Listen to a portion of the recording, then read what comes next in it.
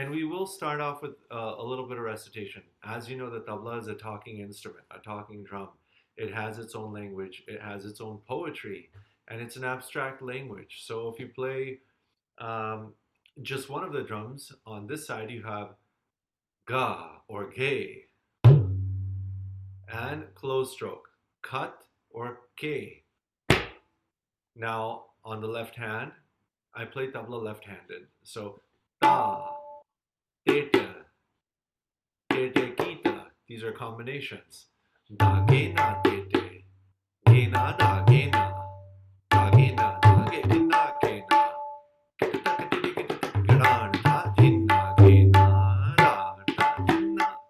So you put together phrases, you put together sentences. Of course, we have in the classical tradition, we have all kinds of Mm. kaidas and kanuns and rules and regulations that we play within. That you may not hear today. I might do a little bit. So traditional kaida, real quick. Din din na da din din na da din din na da din din na da din din na da din na da din na da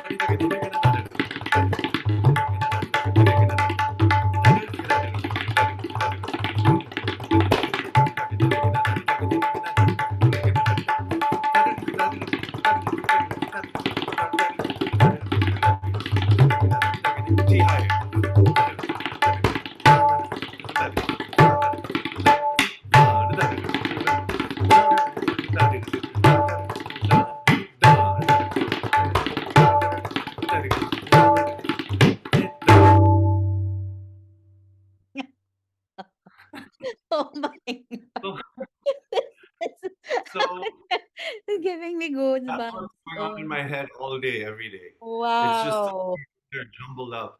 So that I should mention now, what I just played was a traditional composition that was handed down to me Uh-huh. through his teacher, his guru, Ustad Khan Sahab. So this was a Punjab Gharana Jiran. composition.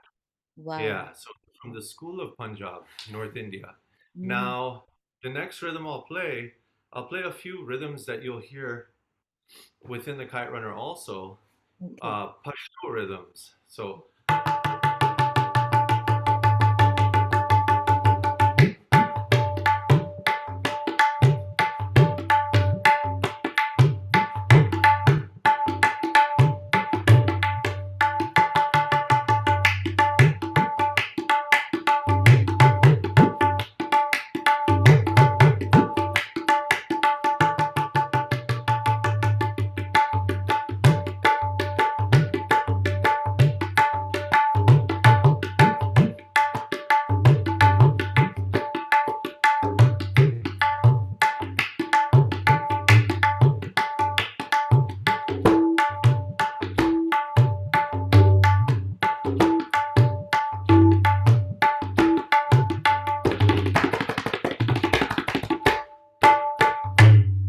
Wow. now also I went into a little bit of Logari, which is Logari is from the province of Logar, Afghanistan. So what you heard was kind of a mixture of like what you would hear in Kabul, what you would hear at a wedding in Kabul. Yeah. Um, you also have various versions of Atan rhythms that I'll be playing on the big dole.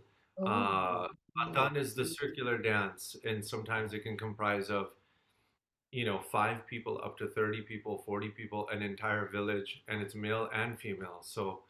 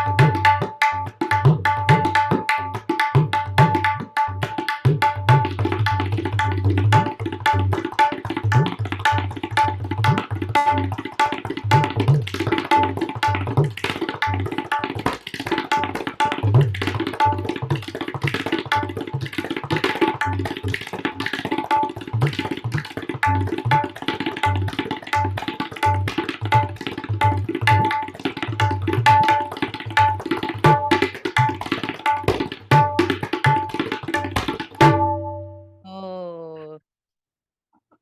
so what I did there, though, I have to say, for those who are listening who are like, wait, that was classical, I Huh. did kind of a migration. What I did is I started in Logar, Kandar, Herat, went up through the mountains, Oh. ended up somewhere in Delhi, Mumbai, Pune, into some classical repertoire, Farrukhabadi, Adrada sound. So the musical traditions are very close cousins, and Commonality. Yeah.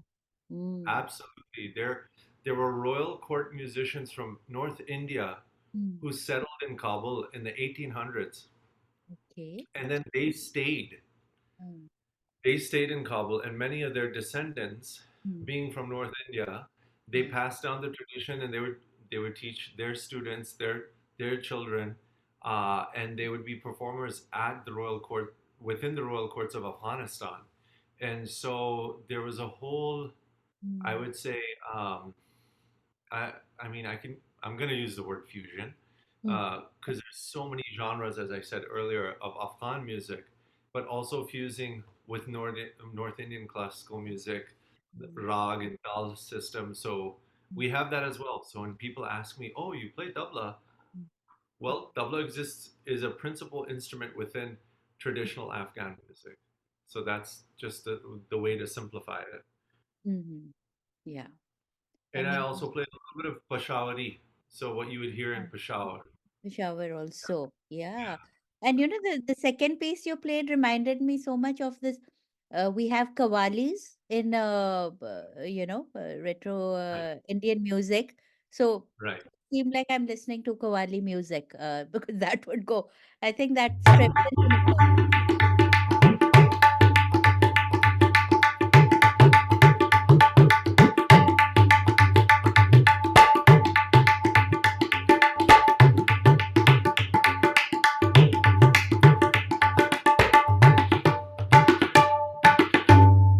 beautiful. Now, I should mention during the holy month of Ramadan, since today's the first day, I was just walking on uh, Broadway Avenue, then down to West End Avenue, Mm. and up to the house. And I said, wow, if I was in Kabul 40, 50 years ago, before the Russian war, before the various invasions, what would happen, at least my forefathers, grandfathers told me that on each night of Ramzan, for the 30 night, Mm. we would have Sufiana Kalam and the different Chishtis of the Sufi Ah. order of Afghanistan would have something called Khanaqah. And within the Khanaqah, like Khana, Mm. meaning house, home, Okay.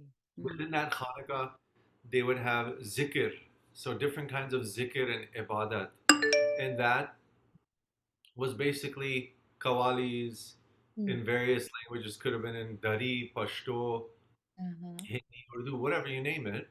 Mm. And you had some people there, and I've seen videos of these Mhm. zikrs where you had like 30, 40, 50 people in a room, and some didn't play tabla, but they had either a tambourine or a bell or something, and it just was this entire room and space Mhm. elevating above and connecting in spirituality. And this would happen after iftar, so after they broke the fast.